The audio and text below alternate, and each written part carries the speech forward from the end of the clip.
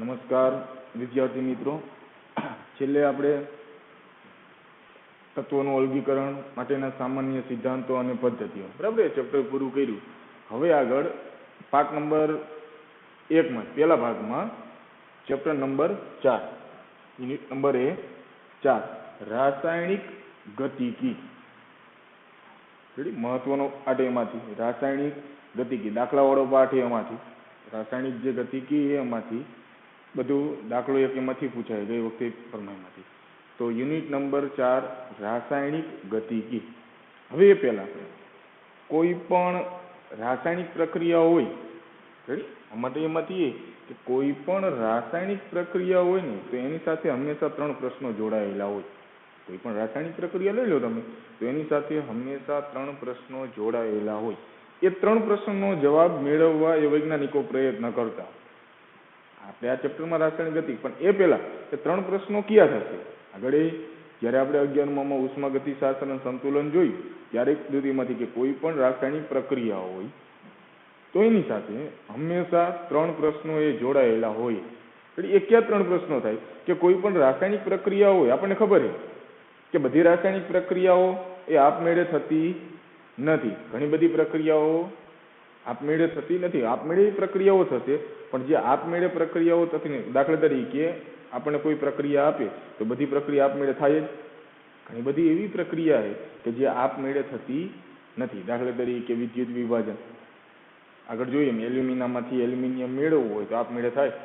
તો એના માટે શું કરવું પડે? વિદ્યુત વિભાજન પદ્ધતિ, વિદ્યુત પ્રવાહ આપી અને પ્રક્રિયા થશે એમાંથી. એટલે ઘણી બધી પ્રક્રિયાઓ એવી છે, પણ કઈ પ્રક્રિયા આપમેળે થશે અથવા કઈ પ્રક્રિયા આપમેળે નહીં થાય?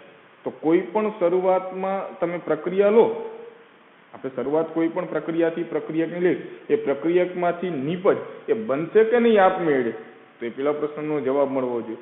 જો પ્રક્રિયા થતી હશે આપમેળે તો આગળ બીજો પ્રશ્ન આવશે. જો પ્રક્રિયા જ આપમેળે નહીં થતી હોય તો એમાં કોઈ પ્રશ્ન આવશે નહીં. તો જે રાસાયણિક ગતિકી છે એ અલગ અભ્યાસ કરવી એમાંથી, પણ એ પહેલા કોઈ પણ રાસાયણિક પ્રક્રિયા હોય એની સાથે જોડાયેલા એ 3 પ્રશ્નો કે એનો જવાબ મેળવવા પ્રયત્ન કરતા હોય. પહેલો પ્રશ્ન શું થાય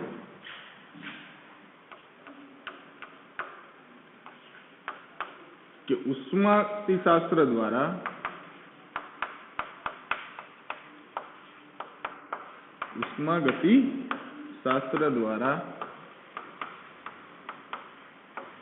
રાસાયણિક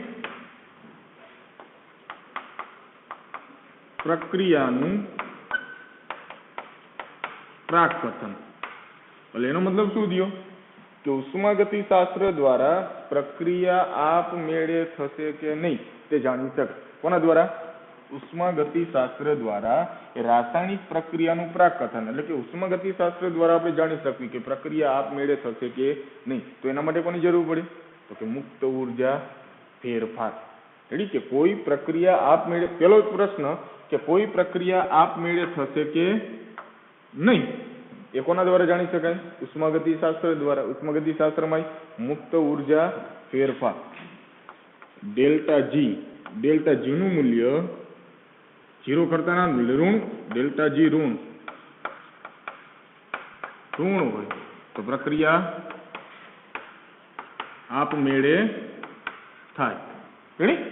ડેલ્ટા જી નું મૂલ્ય પ્લસ ધન હોય તો પ્રક્રિયા આપમેળે થશે નહીં. અને ડેલ્ટા જી નું મૂલ્ય 0 હોય તો કઈ સ્થિતિ? સંતુલન. તો ઉષ્માગતિશાસ્ત્ર દ્વારા રાસાયણિક પ્રક્રિયાનું પ્રાકકથન કરી શકાય. તો એનો મતલબ શું કે કોઈ પણ પ્રક્રિયા આપમેળે થશે કે નહીં એ જાણવું હોય તો એના માટે કોની જરૂર પડે? ઉષ્માગતિશાસ્ત્ર. કોઈ પ્રક્રિયા આપમેળે થશે કે સૈદ્ધાંતિક રીતે એમાંથી, પ્રાયોગિક તો કોઈ પણ પ્રક્રિયા કરો એટલે ખબર પડશે. સૈદ્ધાંતિક રીતે કોઈ પણ પ્રક્રિયા આપમેળે થશે કે નહીં એ જાણવું હોય તેના માટે કોની જરૂર પડે? ઉષ્માગતિશાસ્ત્ર. તો ઉષ્માગતિશાસ્ત્રમાં મુક્ત ઉર્જા ફેરફાર. જો ડેલ્ટા જી નું મૂલ્ય કુલ પ્રક્રિયા દરમિયાન થતા મુક્ત ઉર્જા ફેરફારનો જે મૂલ્ય મળશે ડેલ્ટા જી, જો ઋણ હોય, માઇનસ હોય તો એ પ્રક્રિયા આપમેળે થશે. જો ડેલ્ટા જી પ્લસ ધન હોય તો પ્રક્રિયા આપમેળે થશે નહીં. અને ડેલ્ટા જી 0 હોય તો કઈ સ્થિતિ? સંતુલન. તો કોઈ પ્રક્રિયા લઉં અને એમાં મુક્ત ઉર્જા જે ફેરફાર એનું મૂલ્ય ગણું ડેલ્ટા જીનું મૂલ્ય કુલ પ્રક્રિયાનું, જો મને માઇનસ મળે એનો મતલબ એ પ્રક્રિયા આપમેળે થશે, પ્લસ મળે તો એ આપમેળે થશે નહીં, અને ઝીરો મળે તો એ સંતુલન સ્થિતિ. તો કોઈ પણ રાસાયણિક પ્રક્રિયાનું પ્રાકકથન કરવું હોય, પ્રાકકથન એટલે શું? પ્રક્રિયા આપમેળે થશે કે નહીં, એ પ્રક્રિયા થશે કે નહીં એ કોના ઉપરથી જાણી શકાય? મુક્ત ઉર્જા ફેરફાર. મુક્ત ઉર્જા ફેરફાર એટલે ઉષ્માગતિશાસ્ત્ર, થર્મોડાયનેમિક્સ. રેડી? તો કોઈ પણ રાસાયણિક, પહેલો જ પ્રશ્ન, રાસાયણિક પ્રક્રિયાને જોડાયેલો પહેલો પ્રશ્ન કે પ્રક્રિયા થશે કે નહીં એ જાણવું હોય તો એના માટે કોની જરૂર પડે? ઉષ્માગતિશાસ્ત્રની. આપણે 11માં મેં આખો પાઠ જોઈએ ઉષ્માગતિશાસ્ત્ર. તો ડેલ્ટા જી ઉપરથી જવાબ મળી જાય કે પ્રક્રિયા આપમેળે થશે કે નહીં. રેડી? કદાચ હાલો એક લીધી પ્રક્રિયા એમાંથી, એમાં ડેલ્ટા જી નું મૂલ્ય માઇનસ મળે, એનો મતલબ એ પ્રક્રિયા થશે. હાલો હવે પ્રક્રિયા થાય તો પ્રક્રિયા કેટલા અંશે પૂર્ણ થઈ હશે? બરોબર? પ્રક્રિયા થાય તો બધી પ્રક્રિયા કે 100% પૂર્ણ ન થતી હોય, કે પૂરેપૂરા પ્રક્રિયકમાંથી નિપજ કેટલા અંશે પ્રક્રિયા થાય એ જાણવું હોય તો કોને આધારિત મળે? તો કે સંતુલન. રેડી? કોઈ પણ પ્રતિવર્તીય પ્રક્રિયા માટે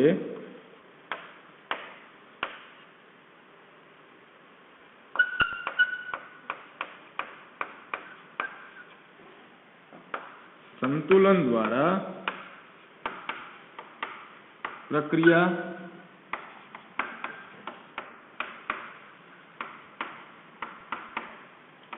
કેટલા અંશે થશે? પ્રક્રિયા કેટલા અંશે થશે? કેટલી પ્રક્રિયા આગળ વધશે? 70% થશે કે 80%? કોઈ પણ પ્રક્રિયા કેટલા અંશે થશે એ જાણવું હોય તેના માટે કોની જરૂર પડે? સંતુલન. રેડી? પેલું ઉષ્માગતિશાસ્ત્ર, બીજું સંતુલન. ઉષ્માગતિશાસ્ત્રમાંથી દાખલા તરીકે આપણે જવાબ મેં કીધું મળી ગયો કે પ્રક્રિયા આપમેળે થાય, તો આપમેળે થાય છે તો પ્રક્રિયા કેટલા અંશે થશે, કેટલા પ્રક્રિયા પૂર્ણ થશે. તો સંતુલન દ્વારા શું જાણી શકાય? પ્રક્રિયા કેટલા અંશે પૂર્ણ થશે. એના માટે આપણે ખબર છે સંતુલન અચળાંક. સંતુલન અચળાંક એટલે શું થાય? નિપજની સાંદ્રતા છેદમાં પ્રક્રિયકની સાંદ્રતા.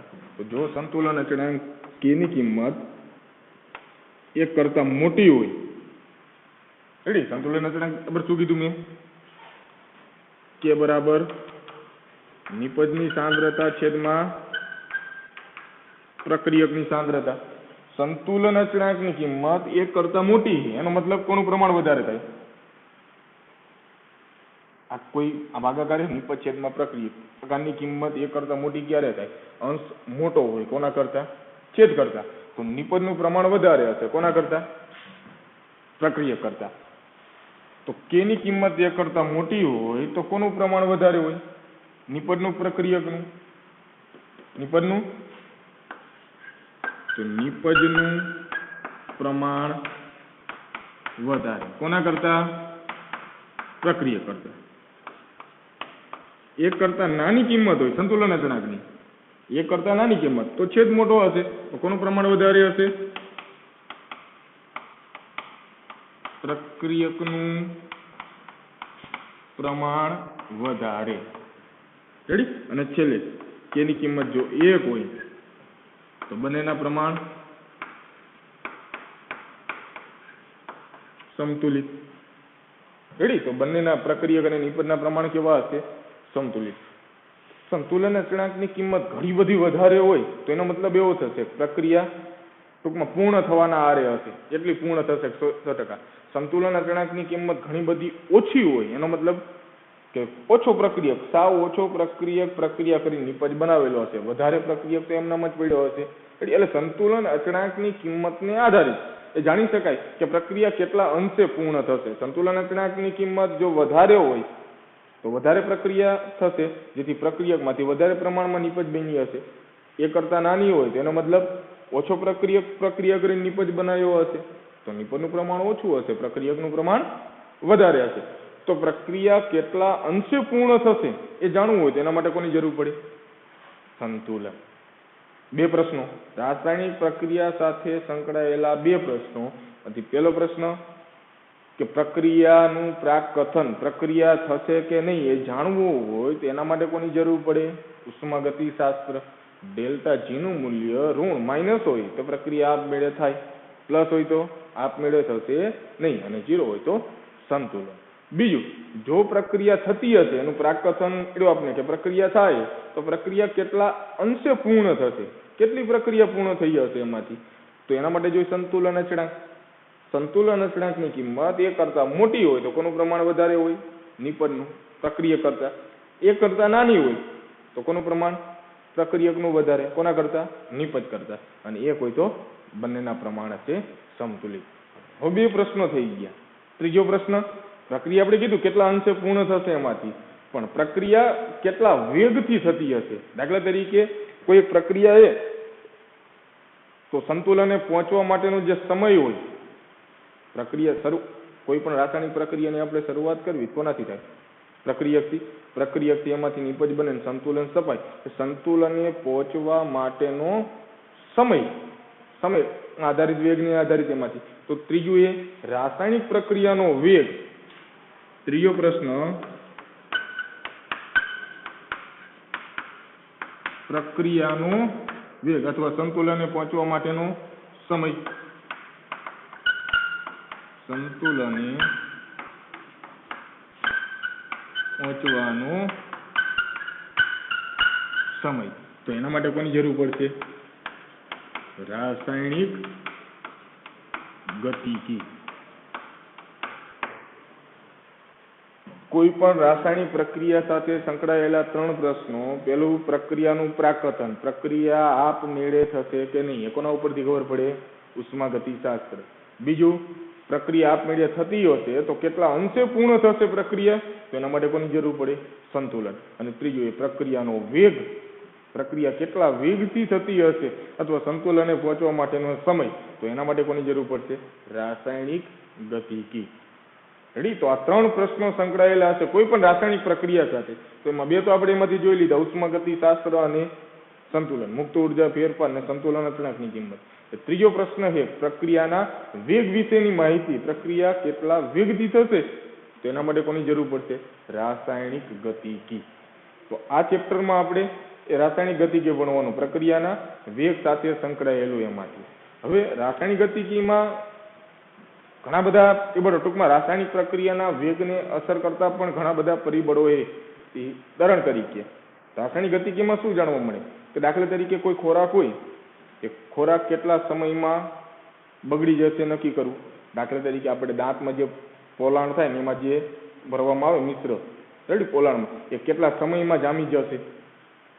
દાખલા તરીકે ઓટોમોબાઈલ છે તો એમાં જે ઈંધણનું દહન થાય કેટલા વેગથી થશે. આ દરેકનું જે નિયંત્રણ છે એ કોને આધારિત શક્ય બને, રાસાયણિક ગતિકી, કે પ્રક્રિયા ટૂંકમાં કેટલા વેગથી થશે એમાંથી. પછી ઘણા બધા પરિબળો એના ઉપર અસર કરતા પરિબળો છે. દાખલા તરીકે કોઈ પણ પ્રક્રિયા હોય તો પ્રક્રિયાના વેગ ઉપર તાપમાનની અસર થાય કે નહીં.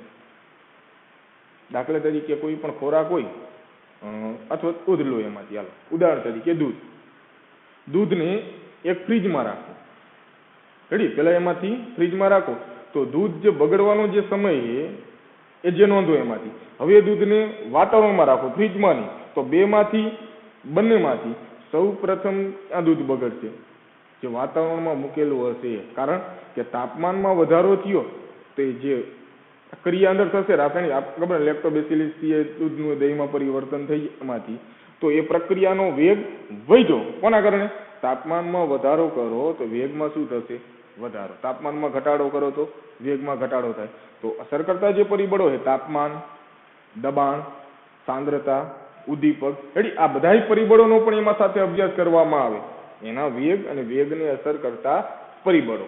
તો હવે રાસાયણિક ગતિકી કોને કહેવાય, તો રસાયણ વિજ્ઞાનની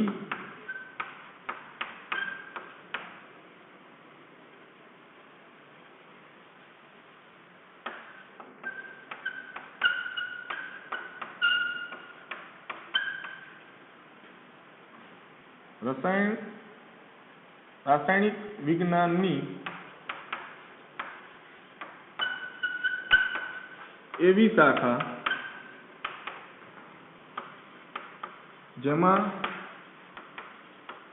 પ્રક્રિયાનું વેગ અને તેની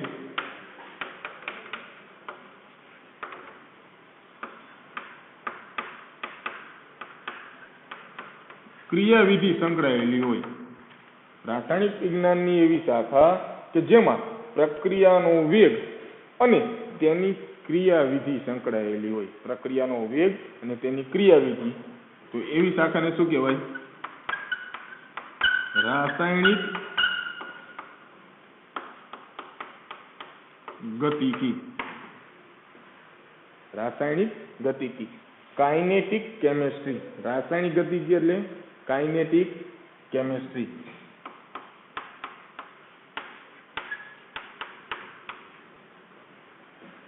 રેડી?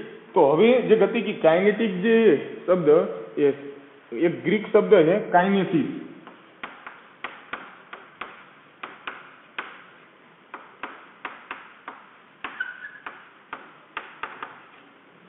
રેડી? ગ્રીક શબ્દ છે કાઇનેસિસ. એનો અર્થ થાય છે હલનચલન, મૂવમેન્ટ, ચલન. રેડી? જે કાઇનેસિસ શબ્દ છે એનો અર્થ શું થાય? હલનચલન, ટૂંકમાં ગતિ એમાંથી એ જ. તો એટલા માટે શબ્દ શું વાપર્યો? રાસાયણિક ગતિકી, કાઇનેટિક કેમેસ્ટ્રી. રાસાયણિક ગતિકી રસાયણ વિજ્ઞાનની એવી શાખા કે જેમાં રાસાયણિક પ્રક્રિયાનો વેગ અને એની સાથે સંકળાયેલી ક્રિયાવિધિ. એક તો રાસાયણિક કેટલા પ્રક્રિયાનો વેગ કેટલો થાય એમાંથી, તો રાસાયણિક પ્રક્રિયાનો વેગ અને એની સાથે સંકળાયેલી ક્રિયાવિધિ એવી કોઈ શાખા હોય તો એને શું કહેવાય? રાસાયણિક ગતિકી. ટૂંકમાં એને ગતિ વેગને લગતો એ અભ્યાસ અને એની ક્રિયાવિધિ, વેગ અને ક્રિયાવિધિ.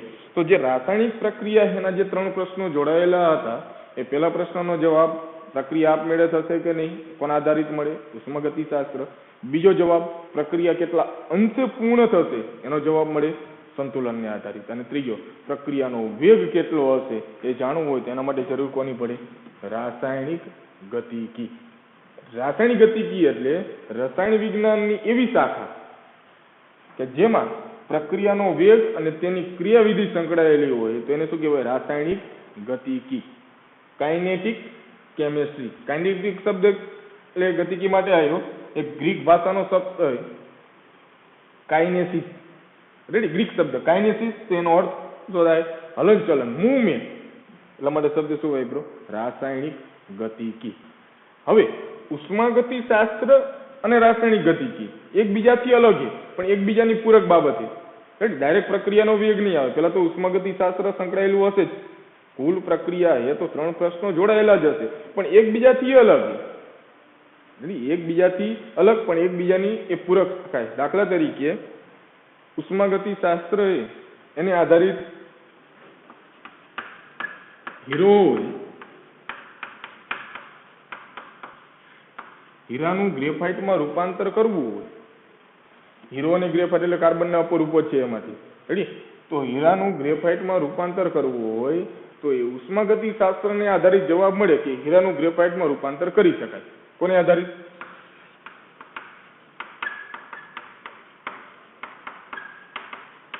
ઉષ્માગતિશાસ્ત્રને આધારિત એનો જવાબ આ મળે. રેડી? કે હીરાનું ગ્રેફાઇટમાં રૂપાંતર થઈ શકે સૈદ્ધાંતિક રીતે, પરંતુ જ્યારે પ્રાયોગિક રીતે આનું ગ્રેફાઇટમાં રૂપાંતર કરવામાં આવે તો એ સમયગાળો ઘણો બધો વધારે, સમય વધારે તો વેગ ઓછો કહેવાય ને. તો એ હીરાનું ગ્રેફાઇટમાં રૂપાંતર કરવું હોય તો ઉષ્માગતિશાસ્ત્ર ઉપરથી જવાબ મળે કે હીરાનું ગ્રેફાઇટમાં રૂપાંતર કરી શકાય. આ પ્રક્રિયા થાય પણ રાસાયણિક ગતિકીમાંથી જ્યારે હીરામાંથી ગ્રેફાઇટમાં રૂપાંતર થાય એ સમયગાળો ઘણો બધો વધારે, એટલે પ્રક્રિયા ઘણી બધી ધીમી, એટલે ટૂંકમાં નહીવત થાય. તો હીરો એ કાંઈ નહીં, હીરાનું ગ્રેફાઇટમાં રૂપાંતર થઈ શકતું નથી. ઉષ્માગતિશાસ્ત્ર ઉપરથી જવાબ શું મળે કે હીરાનું ગ્રેફાઇટમાં રૂપાંતર થઈ શકે પણ જ્યારે પ્રક્રિયાના વેગ વિશે, રાસાયણિક પ્રક્રિયાનો જે વેગ એટલે કે એની સમય વિશે એમાંથી જાણ્યું કે હીરાનું ગ્રેફાઇટમાં રૂપાંતર થવાનો સમય ઘણો બધો વધારે, અથવા એનો પ્રક્રિયાનો જે વેગ છે ને ઘણો બધો ઓછો હોય, જેથી હીરાનું ગ્રેફાઇટમાં સામાન્ય રીતે રૂપાંતર થતું નથી એવું જણાય, અવગણ્ય થશે. તો બધી માહિતી ઉષ્માગતિશાસ્ત્ર શું કરે? એ પ્રક્રિયાની શક્યતા વિશે માહિતી આપે, પ્રક્રિયા થશે કે નહીં. અને રાસાયણિક ગતિકી શું કરે? પ્રક્રિયાના વેગ વિશે માહિતી આપશે. ઉષ્માગતિશાસ્ત્ર પ્રક્રિયાની શક્યતા વિશે માહિતી આપે, જ્યારે રાસાયણિક ગતિકી પ્રક્રિયાના વેગ વિશે, કેટલા સમયમાં પ્રક્રિયા પૂર્ણ થશે, કેટલા વેગથી પ્રક્રિયા થતી હશે એના વિશેની માહિતી કોણ આપશે? રાસાયણિક ગતિકી. તો ફક્ત વેગ નહીં એની સાથે સંકળાયેલા પરિબળો, દાખલા તરીકે વેગની અસર કરતા પરિબળો, જેમ કે તાપમાન, દબાણ, સાંદ્રતા, ઉદ્દીપક. તાપમાન, દબાણ, સાંદ્રતા, ઉદ્દીપક, આ જે પરિબળો હોય એ પ્રક્રિયાના વેગને અસર કરતા પરિબળો હોય એમાંથી. એટલે ફક્ત પ્રક્રિયાનો વેગ ને એને અસર કરતા પરિબળોનો ઉપયોગ કરીને વેગમાં જે ફેરફાર કરી શકાય, તાપમાન એક, ઉદ્દીપક એક, દબાણ એક, સાંદ્રતા એ દરેક એમાંથી સંકળાયેલો હશે. તો પ્રક્રિયાનો વેગ, એને અસર કરતા પરિબળો અને એની ક્રિયાવિધિ. ટૂંકમાં રાસાયણિક પ્રક્રિયાના વેગ વિશેની માહિતી આ પાઠમાં થશે. રાસાયણિક ગતિકી, કોઈ પણ પ્રક્રિયા માટે એમાંથી. હવે ટૂંકમાં જે પ્રશ્નો હતા રાસાયણિક પ્રક્રિયાના, જે 3 પ્રશ્નો, એના 2ના જવાબ તો આપણે આગળ 2 પાઠ જોઈ લીધા, ઉષ્માગતિશાસ્ત્ર અને સંતુલન. મેં કીધું પેલો પ્રશ્ન, પ્રક્રિયાનું પ્રાકકથન થશે કે નહીં એની શક્યતા જાણવી હોય તો ઉષ્માગતિશાસ્ત્રની જરૂર પડે. એમાં કોની જરૂર પડે? ડેલ્ટા જી.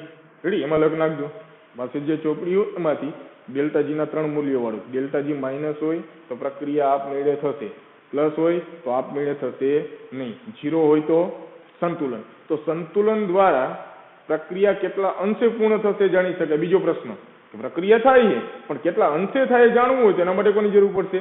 સંતુલન. અને ત્રીજું, પ્રક્રિયાનો વેગ કેટલો હશે અથવા સંતુલને પહોંચવા માટેનો સમય કેટલો હશે એ જાણવું હોય તો એના માટે જરૂર પડશે રાસાયણિક ગતિકી.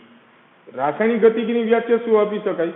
તો કે રસાયણ વિજ્ઞાનની એવી શાખા કે જેમાં પ્રક્રિયાનો વેગ અને એની સાથે સંકળાયેલી ક્રિયાવિધિ સંકળાયેલી હોય તો આવી શાખાને શું કહેવાય? રાસાયણિક ગતિકી. Kinetic chemistry. કાઇનેટિક એ ગતિકી શબ્દ ક્રિયાઓમાંથી, તો એ કાઇનેટિક એક ગ્રીક ભાષાનો શબ્દ કાઇનેસિસ, એનો અર્થ થાય હલનચલન, મૂવમેન્ટ, ગતિ. એટલા માટે રાસાયણિક ગતિકી. ઉષ્માગતિશાસ્ત્ર અને રાસાયણિક ગતિકી એકબીજાથી એક અલગ શાખા તરીકે થશે, કારણ કે ઉષ્માગતિશાસ્ત્ર એ શક્યતા વિશે માહિતી આપે અને જ્યારે રાસાયણિક ગતિકી પ્રક્રિયાના વેગ વિશે, એટલે ઘણી બધી બાબત એવી એમાંથી સંકળાયેલી એકબીજાના પરિબળો તરીકે. કે ઉષ્માગતિશાસ્ત્ર આગળ મેં ઉદાહરણ આપ્યું કે હીરામાંથી ગ્રેફાઇટમાં રૂપાંતર કરવું હોય તો ઉષ્માગતિશાસ્ત્ર ઉપરથી જવાબ હા મળે, ઉષ્માગતિશાસ્ત્ર ઉપરથી. જ્યારે રાસાયણિક ગતિકી પ્રક્રિયાના વેગ વિશેમાં માહિતી આપી કે ઘણા બધા ધીમા વેગથી એમાંથી પ્રક્રિયા થતી હોય, ટૂંકમાં નહીવત જેવી, એનો મતલબ હીરાનું ગ્રેફાઇટમાં રૂપાંતર થઈ શકતું નથી. તો રાસાયણિક પ્રક્રિયાનો વેગ, એને અસર કરતા પરિબળો, બીજા ઘણા બધા એમાંથી એની સાથે સંકળાયેલી ક્રિયાવિધિ. તો આ પાઠમાં પ્રક્રિયાના વેગ વિશેની માહિતી મળશે. રાસાયણિક પ્રક્રિયાના વેગ અને ક્રિયાવિધિ, તો એને આધારિત દાખલા હશે, એનાથી સૂત્ર, રેડી? આગળ એમાંથી. પણ ટૂંકમાં રાસાયણિક ગતિકી એટલે શું એ ખબર પડી? રાસાયણિક ગતિકીમાં કઈ વસ્તુનો એમાંથી અભ્યાસ કરવામાં આવશે, બરાબર? તો હવે એ પેલો પોઈન્ટ આમાંથી કોઈ બીજો એવો કોઈ પ્રશ્ન નથી એમાંથી અલગ થાય, પણ એ પેલો પોઈન્ટ સમજૂતી માટે શરૂઆતમાં જોજો. એમાંથી રાસાયણિક ગતિકીમાં શરૂઆતમાં પ્રક્રિયાનો વેગ કોને કહેવાય, આગળ બીજા બધા શબ્દો આવશે. કમ્પ્લીટ ક્લિયર હશે તો આગળ પાઠ મજા આવશે એમાંથી. રેડી? દરેક વસ્તુ ખબર પડશે, પણ જો ધ્યાન નહીં રાખો એમાં, જો આ ખબર નહીં પડે તો આગળ એ મુશ્કેલ થશે એમાંથી. એટલે ખાસ એમાંથી તો રાસાયણિક ગતિકી કોને કહેવાય, એટલે રાસાયણિક પ્રક્રિયાના વેગ વિશેની માહિતી, એના સંકળાયેલી ક્રિયાવિધિ દરેક તબક્કા માટેમાંથી તો આ પાઠમાં થશે. રેડી?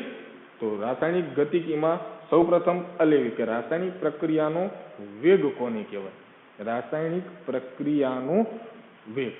રેડી? એને પરિબળો તરીકે આગળ એક ક્રમશઃ આવશે: તાપમાન, દબાણ, સાંદ્રતા, ઉદ્દીપક. આપણે દાખલા તરીકે ખબર, ઉદ્દીપક શું કામ કરે?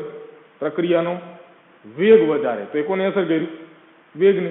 તો વેગને અસર કરતા પરિબળોમાં ફેરફાર કરીને તમે વેગમાં એ ફેરફાર કરી શકો. પણ રાસાયણિક પ્રક્રિયાનો વેગ કોને કહેવાય પેલા એ સમજવું છે, રાસાયણિક પ્રક્રિયાના વેગ વિશે.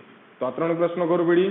તો ત્રીજો પ્રશ્ન, પેલા 2 પ્રશ્નો તો આપણે જોઈ લીધા, ઉષ્માગતિશાસ્ત્ર અને સંતુલન. એ ત્રીજો પ્રશ્ન જે રાસાયણિક પ્રક્રિયાનો વેગ એ, તો એ આ પાઠમાં રાસાયણિક ગતિકીમાં આપણે એનો અભ્યાસ કરશું. તો સૌ પ્રથમ પેલો મુદ્દો લેવી, રાસાયણિક પ્રક્રિયાનો વેગ, બરાબર?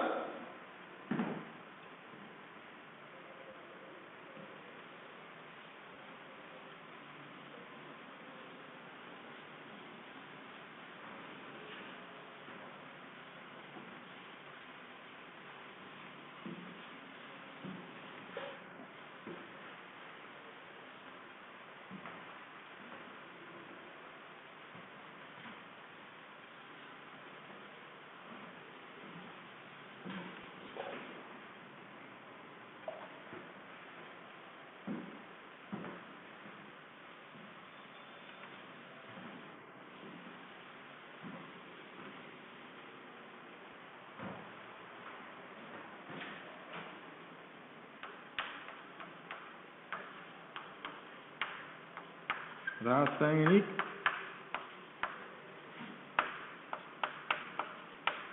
પ્રક્રિયાનું વેગ.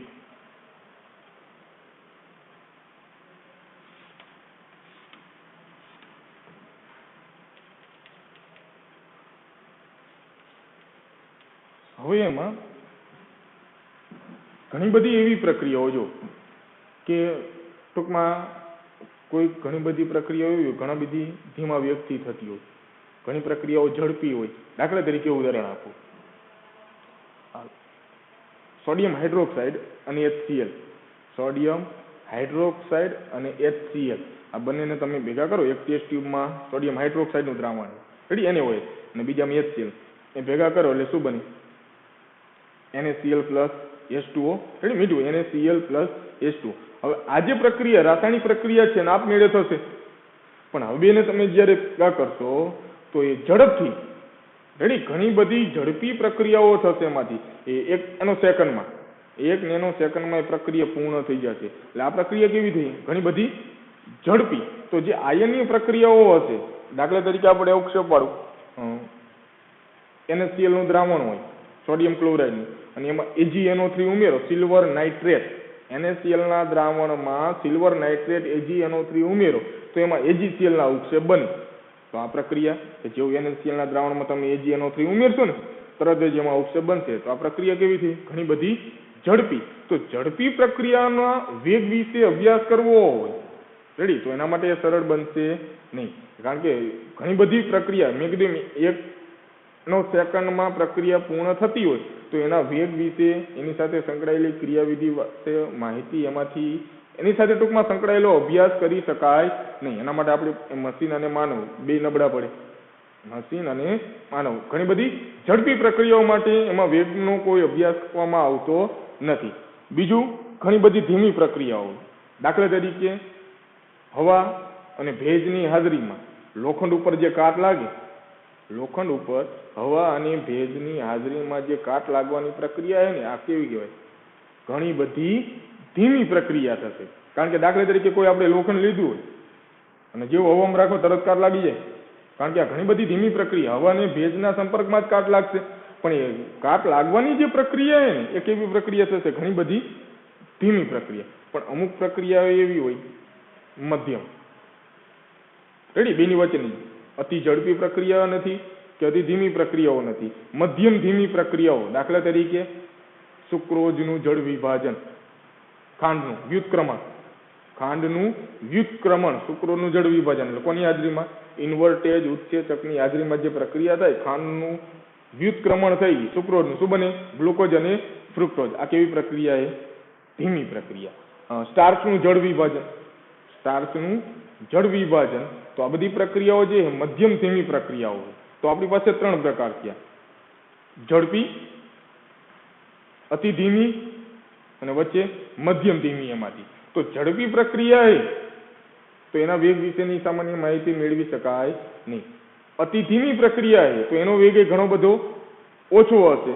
તો આપણે જે રાસાયણિક ગતિકીમાં જે વેગ વિશેનો જે અભ્યાસ કરવાનો હોય એ જે મધ્યમ ધીમી પ્રક્રિયાઓ હોય એ પ્રક્રિયાઓમાં એ વેગ વિશેની માહિતી, એની સાથે સંકળાયેલા પરિબળો એની માહિતી કરશે. એમાંથી અતિ ઝડપી કે અતિ ધીમી પ્રક્રિયાઓ જે હશે એના વેગ વિશેની કોઈ એમાંથી મેળવવામાં આવશે નહીં. તો આપણે કેવી પ્રક્રિયાનો અભ્યાસ કરવાનો છે? મધ્યમ ધીમી, સુક્રોઝનું જળ વિભાજન અથવા સુક્રોઝનું જે જળ વિભાજન છે અથવા સ્ટાર્ચનું જળ વિભાજન એમાંથી. તો આ બધી જે ધીમી પ્રક્રિયાઓ હશે એની સાથે સંકળાયેલા વેગ કે વેગ અસર કરતા જે પરિબળો, એમાં ટૂંકમાં જેટલી પણ ક્રિયાવિધિ આવશે તો એવી પ્રક્રિયાનો અભ્યાસ કરશું. અતિ ઝડપી પ્રક્રિયા કે અતિ જે ધીમી પ્રક્રિયા હશે એનો અભ્યાસ કરવામાં આવશે નહીં. એટલે કારણ કે મુશ્કેલ અભ્યાસ એમાંથી અતિ ઝડપી પ્રક્રિયાઓ માટે અને ધીમી પ્રક્રિયા હોય તેમાં 9 ગણીય હશે એમાંથી.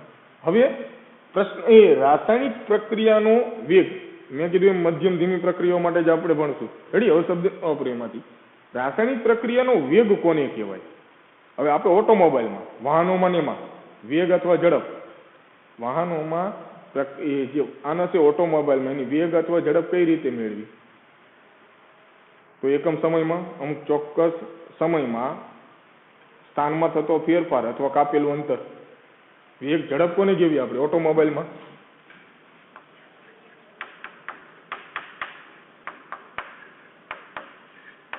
મોબાઈલમાં ઝડપ કોના દ્વારા દર્શાવવામાં આવે, વ્યાખ્યાયિત કરવામાં આવે? તો કે એકમ સમયમાં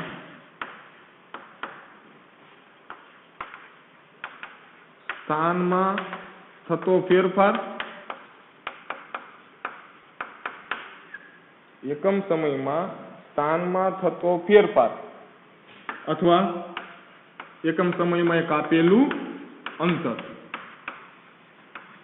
નહીં, ઓટોમોબાઈલમાં જે વેગ અથવા જે ઝડપ છે, ઓટોમોબાઈલમાં વેગ અથવા જે ઝડપ એટલે શું કહેવી? અમુક એક ચોક્કસ સમયમાં અથવા એકમ સમયમાં સ્થાનમાં થતો ફેરફાર અથવા કાપેલું અંતર. અમુક ચોક્કસ સમયમાં સ્થાનમાં કેટલો ફેરફાર થાય અથવા કાપેલું અંતર કેટલું એમાંથી, તો એને આધારિત આપણે એની વેગ અથવા ઝડપ મેળવી. રેડી? મીટર પર સેકન્ડ કે કિલોમીટર પર અવર, રેડી? કોઈ પણ એમાંથી એકમ, ટૂંકમાં એનો એકમ શું થાય? જેમાંથી કોઈ પણ ઓટોમોબાઈલની વેગ અથવા જે ઝડપ છે, તો એકમ સમયમાં સ્થાનમાં થતો ફેરફાર અથવા કાપેલું અંતર, એટલે ઉપરાંશ અંતર, અંતરના છેદમાં સમય. રેડી? અંતર જેમાં મીટર કે કિલોમીટર જેમાં પણ હશે અથવા સમય જેમાં હશે એમાંથી. તો ઓટોમોબાઈલમાં આપણે વેગ અથવા ઝડપ શબ્દ એમને હું વાપરું. વેગ એટલે શું? વેગ એટલે એકમ સમયમાં કાપેલું અંતર અથવા સ્થાનમાં થતો ફેરફાર. પણ અહીંયા ઓટોમોબાઈલનો વેગ નથી. અહીંયા આપણે કોનો વેગ ભણવાનો હોય? રાસાયણિક પ્રક્રિયાનો. હવે પ્રક્રિયાની અંદર આવે આટલા મીટર પર સેકન્ડના વેગથી પ્રક્રિયા થાય. રાસાયણિક પ્રક્રિયા એ તો પ્રક્રિયામાં આવે કે પ્રક્રિયા કે આટલું અંતર કાપ્યું 2 કિલોમીટરનું 1 કલાકમાં, કે નિપજ આટલું અંતર કાપ્યું એમાંથી. તો એ ઓટોમોબાઈલમાં જેમ આપણે વેગનો અભ્યાસ કરવી એ જ રીતે રાસાયણિક પ્રક્રિયાનો વેગનો અભ્યાસ કરવામાં આવશે. પણ એમાં કઈ રીતે? તો કે એકમ સમયમાં રાસાયણિક પ્રક્રિયાના વેગ માટે એકમ સમયમાં પ્રક્રિયક અને નિપજની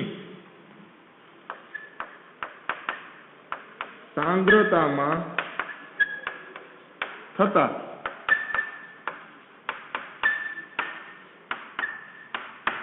ફેરફાર દ્વારા પ્રદર્શિત કરવામાં આવે. કયો વેગ? રાસાયણિક પ્રક્રિયાનો જે વેગ છે, ઓટોમોબાઈલમાં જે વેગ છે કે અમુક ચોક્કસ સમયમાં કે એકમ સમયમાં કાપેલું અંતર અથવા સ્થાનમાં થતો ફેરફાર. તો એવી રીતે રાસાયણિક પ્રક્રિયાનો વેગ એટલે શું? તો કે એકમ સમયમાં પ્રક્રિયક અને નિપજની સાંદ્રતામાં થતો ફેરફાર.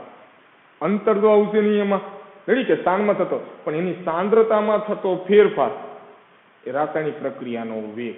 એકમ સમયમાં પ્રક્રિયકની સાંદ્રતામાં કે નિપજની સાંદ્રતામાં કેટલો ફેરફાર થાય તો એમાંથી એ વેગ મેળવી શકાય. રાસાયણિક પ્રક્રિયાનો વેગ એટલે શું? એકમ સમયમાં પ્રક્રિયક અને નિપજની સાંદ્રતામાં થતા ફેરફાર ઉપરથી રાસાયણિક પ્રક્રિયાનો વેગ મેળવી શકાય. દાખલા તરીકે કોઈ એક પ્રક્રિયા લઈ લેવી. એક અચળ કદે થતી પ્રક્રિયા છે. અચળ કદે થતી પ્રક્રિયા જેમાં પ્રક્રિયક 1 મોલ છે R, રેડી? 1 મોલ પ્રક્રિયક R, એમાંથી બને 1 મોલ નિપજ P. R શું છે? પ્રક્રિયક, રેડી? અને P નિપજ. અચળ કદે 1 મોલ પ્રક્રિયક છે R, એમાંથી બને છે 1 મોલ નિપજ P. અચળ કદે એક પ્રક્રિયા છે, 1 મોલ પ્રક્રિયકમાંથી 1 મોલ નિપજ બને. એક સામાન્ય પ્રક્રિયા લીધી એમાંથી. હવે આપણને ખબર છે કે કોઈ પણ રાસાયણિક પ્રક્રિયાની શરૂઆત કરવી હોય, કોનાની છે? પ્રક્રિયકથી. કોઈ પણ રાસાયણિક પ્રક્રિયાની શરૂઆત કરવી હોય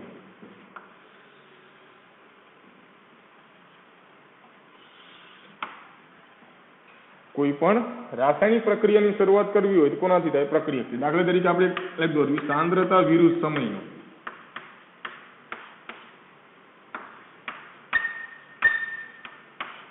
કોનો આલેખ? સાંદ્રતા વિરુદ્ધ સમયનો આલેખ એમાંથી દોરવી. તો કોઈ પણ રાસાયણિક પ્રક્રિયાની શરૂઆત કોનાથી થાય? પ્રક્રિયકથી. તો આપણી પાસે શું છે? 1 મોલ પ્રક્રિયક R. તો આપણી પાસે ફક્ત પ્રક્રિયક હશે એટલે પ્રક્રિયકની સાંદ્રતા હશે. દાખલા તરીકે સમજો, હાલ આ સાંદ્રતા જે એ સાંદ્રતા છે પ્રક્રિયક R ની. सांद्रताने मोटा काउंस वडे दर्शावी आपणे खबर है मोटो काउंस એટલે सांद्रता कोनी प्रक्रियक R ની सांद्रता सांद्रता એટલે કયો એકમ થાય સામાન્ય આપણે જે ઉપયોગ કરવી છે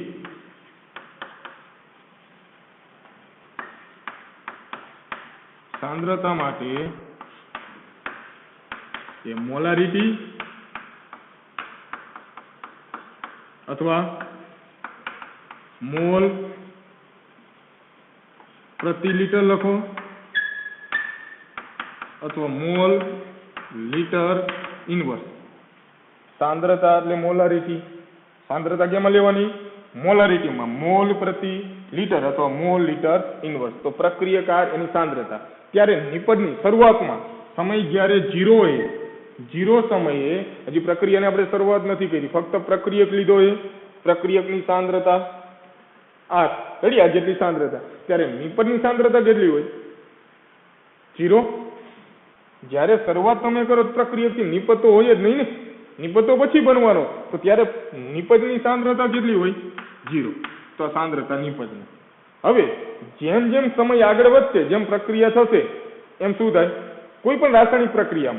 कोईपण रासायणिक प्रक्रियामां शरूआत तमे जे प्रक्रियक लेशो शरूआतमां बराबर तो ए प्रक्रियकथी शरूआत थई अने निपज बनी तो शरूआत प्रक्रियकथी तो प्रक्रियकमांथी निपज बनशे तो शरूआतमां कोनी सांद्रता होय फक्त प्रक्रियकनी निपजनी तो केटली होय 0 पण हवे जेम जेम समय आगळ वधशे एम शुं थाय हमेशा प्रक्रियकनी सांद्रतामां घटाडो थाय अने निपजनी सांद्रतामां शुं थाय वधारो शरूआतमां प्रक्रियक निपज तो 0 होय जेम जेम समय आगळ वधतो जाय एम प्रक्रियकनी सांद्रतामां शुं थाय घटाडो थाय अने निपजनी सांद्रतामां शुं थाय वधारो तो जेम समय आगळ वधशे एम प्रक्रियकनी सांद्रतामां शुं थाय घटाडो निपजनी सांद्रतामां शुं थाय वधारो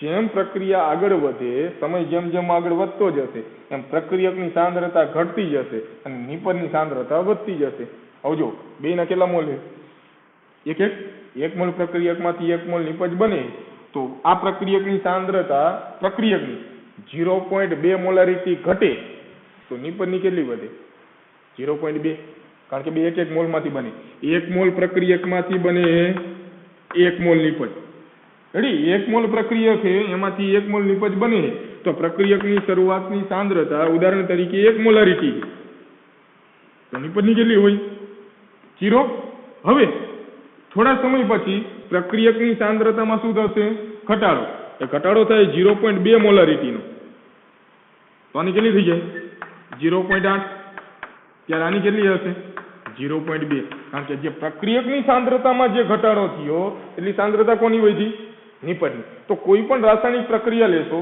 શરૂઆત કોનાથી થશે પ્રક્રિયકથી શરૂઆતમાં હશે પ્રક્રિયક જ્યારે નિપજની સાંદ્રતા હશે 0 જેમ જેમ સમય આગળ વધશે એમ પ્રક્રિયકની સાંદ્રતામાં ક્રમશઃ શું થશે ઘટાડો નિપજની સાંદ્રતામાં શું થશે વધારો એટલે કોઈ પણ પ્રક્રિયા માટે તો રાસાયણિક પ્રક્રિયાનો જે વેગ છે એ બે રીતે વ્યાખ્યાયિત કરી શકાય એક કોઈ પણ એક પ્રક્રિયકની સાંદ્રતામાં થતો ઘટાડો અથવા કોઈ પણ એક નિપજની सांद्रतामां थतो वधारानो वेग रेडी बे एमांथी प्रक्रियकनी सांद्रतामां थता घटाडानो वेग अने बीजो निपजनी सांद्रतामां थतो वधारानो वेग बे रीते एमांथी पेलुं कोई पण एक प्रक्रियकनी सांद्रतामां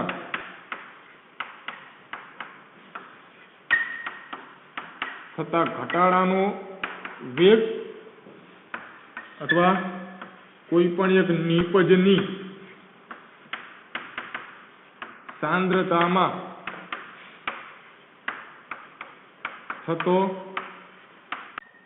वधारानो वेग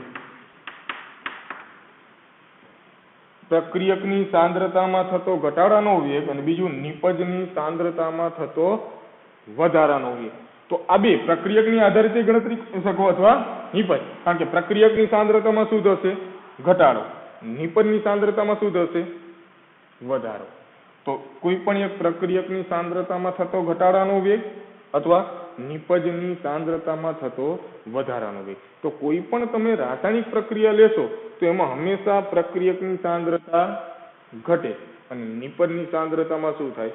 વધારો. પ્રક્રિયકની સાંદ્રતામાં ઘટાડો થાય અને નિપજની સાંદ્રતામાં વધારો થાય. તો પ્રક્રિયક સાંદ્રતામાં થતા ઘટાડાનો વેગ અને નિપજની સાંદ્રતામાં થતો વધારાનો વેગ.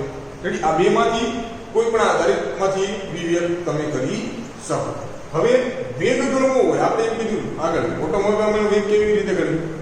અંતરના છેદમાં સમય, કાપેલો અંતર અથવા જે સ્થાનમાં થતો ફેરફાર એ છેદમાં એ સ્થાનમાં થતા ફેરફાર માટે લીધેલો સમય. બરાબર ને? તો રાસાયણિક પ્રક્રિયાનો વેગ એટલે શું હોય કે જે પ્રક્રિયકની સાંદ્રતામાં ફેરફાર થાય અથવા નિપજની સાંદ્રતામાં જે ફેરફાર થાય એ ફેરફાર થવા માટે લીધેલો સમય. એટલે વેગ. અને કયો વેગ મળશે? સરેરાશ. કારણ કે બે વખત હશે કે પ્રારંભિક 0 અંતર હતું ત્યાંથી 20 કિલોમીટરનું અંતર કાપવા માટે લીધેલો સમય એટલે વેગ. બરાબર ને? એ વેગમાંથી માહિતી મળશે. એ જ રીતે પ્રક્રિયકની સાંદ્રતા 1 મોલારિટી છે. 1 મોલારિટીમાંથી 0.8 મોલારિટી થવા માટે લાગતો સમય દાખલા તરીકે 20 મિનિટ છે. તો વેગ બરાબર શું લખી શકશો? પ્રક્રિયક અથવા નિપજની સાંદ્રતા છેદમાં સમય. વેગ બરાબર શું લખાશે? સાંદ્રતાના છેદમાં સમય. હવે અહીંયા કોઈ પ્રક્રિયક કે નિપજની સાંદ્રતાને આધારિત નહીં મળે. બે તબક્કાના ફેરફાર માટે તો વેગ બરાબર શું થશે? સાંદ્રતામાં થતો ફેરફાર છેદમાં સમય. રેડી? એ સાંદ્રતામાં થતા ફેરફાર માટે લાગતો સમય. તો વેગ એને આધારિત તમે લખી શકશો પ્રક્રિયકની સાંદ્રતામાં થતો ફેરફાર છેદમાં એ સાંદ્રતામાં ફેરફાર થવા માટે લાગતો સમય. નિપજ અથવા નિપજની સાંદ્રતામાં થતો ફેરફાર છેદમાં એને લાગતો સમય. તો બે માટે થશે. પ્રક્રિયક માટે તો પ્રક્રિયકની સાંદ્રતામાં થતો ઘટાડો છેદમાં સમય. નિપજ તો નિપજની સાંદ્રતામાં થતો વધારો છેદમાં સમય. તો જે સાંદ્રતામાં ફેરફાર થવા માટે જે સમય લાગતો હશે તો ટૂંકમાં વેગ એટલે સામાન્ય યાદ રાખજો. વેગ એટલે શું? સાંદ્રતાના છેદમાં સમય. ઓટોમોબાઈલમાં વેગ એટલે હવે આગળ એમ કહું આ પાઠમાં રાસાયણિક ગતિકીમાં કે વેગ એટલે મીટર પર સેકન્ડ નહીં, અંતર નહીં આવે. હવે વેગ એટલે શું? સાંદ્રતાના છેદમાં સમય. રેડી? વેગ એટલે સાંદ્રતાના છેદમાં સમય. પ્રક્રિયક અથવા નિપજની સાંદ્રતામાં થતો ફેરફાર એકમ સમયમાં જે સમય લાગતો હશે તો ઉપર સાંદ્રતા આવશે છેદમાં સમય આવશે. તો રાસાયણિક પ્રક્રિયાનો વેગ હોય તો એનો એકમ શું થાય? રાસાયણિક પ્રક્રિયાના વેગનો એકમ સાંદ્રતાનો એકમ કયો? Molarity, mall litre inverse. તો સાંદ્રતાનો એકમ મોલ લીટર ઇન્વર્સ. ઉપર સમય લેજો તો મોલ લીટર ઇન્વર્સ સમય ઇન્વર્સ. સમય સેકન્ડમાં હોય તો mall litre inverse second inverse. સમય મિનિટમાં હોય તો mall litre inverse minute inverse. કલાકમાં હોય તો મોલ લીટર ઇન્વર્સ કલાક ઇન્વર્સ. સમયનો એકમ જે પ્રમાણે હશે સાંદ્રતા મોલારિટીમાં જ હશે એટલે મોલ લીટર ઇન્વર્સ તો મોલ લીટર ઇન્વર્સ સમય ઇન્વર્સ. સમયની જગ્યાએ એ સેકન્ડ અથવા સમયની જગ્યાએ સેકન્ડ અથવા એ કલાક કે મિનિટ રેડી કોઈ પણ એકમ એમાંથી સમયમાં હોય. પછી ઘણીવાર શું થાય કે આ પ્રક્રિયક નિપજ જે સાંદ્રતાની જગ્યાએ ઉપયોગ થાય એનું દબાણ હોય દાખલા તરીકે વાતાવરણ કે બહાર તો અહીંયા સાંદ્રતા એની જગ્યાએ શું આવી જાય? દબાણના છેદમાં સમય. સાંદ્રતા મોલારિટીમાં હોય દબાણ વાતાવરણમાં હોય તો વાતાવરણ સમય ઇન્વર્સ. બહારમાં હોય તો બહાર સમય ઇન્વર્સ. બરાબર? એટલે ટૂંકમાં રાસાયણિક પ્રક્રિયાનો વેગ એટલે શું? સાંદ્રતાના છેદમાં સમય. કે રાસાયણિક પ્રક્રિયાનો વેગ એટલે પ્રક્રિયક અથવા નિપજની સાંદ્રતામાં થતો ફેરફાર એકમ સમયમાં પ્રક્રિયક અને નિપજની સાંદ્રતામાં જે ફેરફાર થતો હોય એટલે રાસાયણિક પ્રક્રિયાનો વેગ. કોઈ પણ પ્રક્રિયાની શરૂઆત કરશો એટલે પ્રક્રિયકથી થશે. પ્રક્રિયકમાંથી શું બનાવશું આપણે? નિપજ. તો શરૂઆતમાં પ્રક્રિયકની સાંદ્રતા હશે ત્યારે નિપજ 0 હશે, પણ જેમ સમય આગળ વધશે એટલે હંમેશા પ્રક્રિયકની સાંદ્રતામાં શું થાય? ઘટાડો, અને નિપજની સાંદ્રતામાં શું થાય? વધારો. તો એ પ્રક્રિયક અથવા નિપજ બેમાંથી કોઈ પણને આધારે તમે વેગ ગણી શકો. પ્રક્રિયકની સાંદ્રતામાં થતો ઘટાડાનો વેગ અથવા નિપજની સાંદ્રતામાં થતો વધારાનો વેગ, એટલે બેમાંથી કોઈ પણને આધારે તેમાંથી ગણી શકો.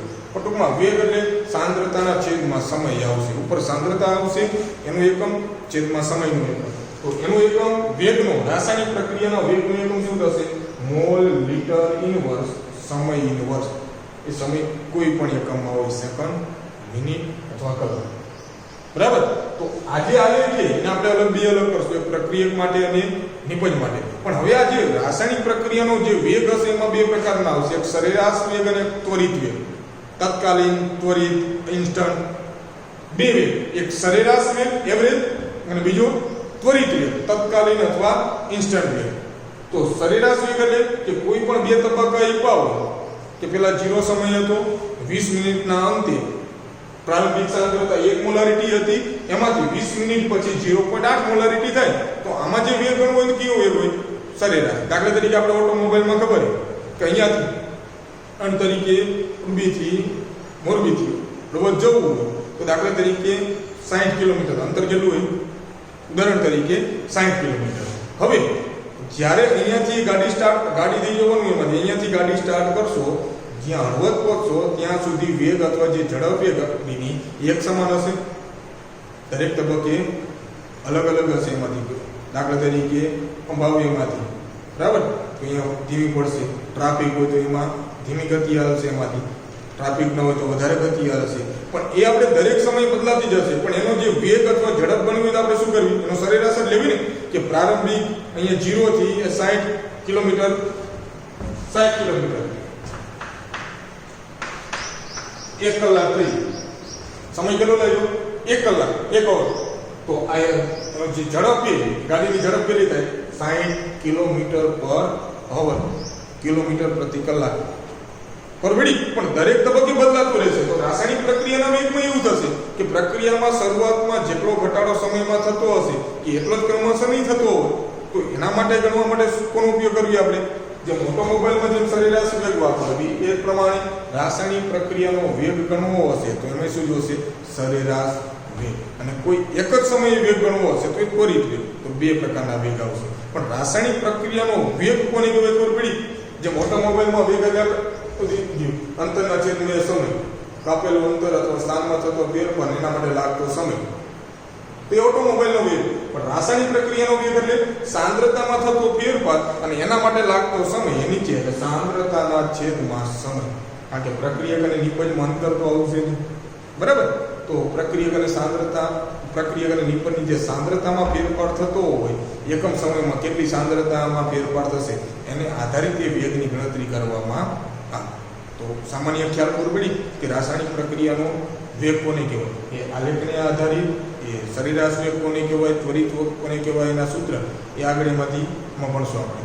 બરાબર. આમાં એ 3 પરિબળો, ટૂંકમાં રાસાયણિક ગતિકી કોને કહેવાય એ ત્રીજો પ્રશ્ન આવશે, એની જરૂર પાઠમાં પડશે ત્યારે મેં એમાંથી કીધું કે રાસાયણિક પ્રક્રિયાનો સામાન્ય વેગ કોને કહેવાય, એકમને ફરીથી એમાંથી આગળ લખશું. બરાબર. એ રાસાયણિક પ્રક્રિયાનો વેગ સામાન્ય કોને કહેવાય એ બંનેની આધારિત, એ સરેરાશ વેગ કોને કહેવાય, ત્વરિત વેગ કોને કહેવાય એના વિડીયોમાં એમાંથી ગણતરી કરશું. બરાબર.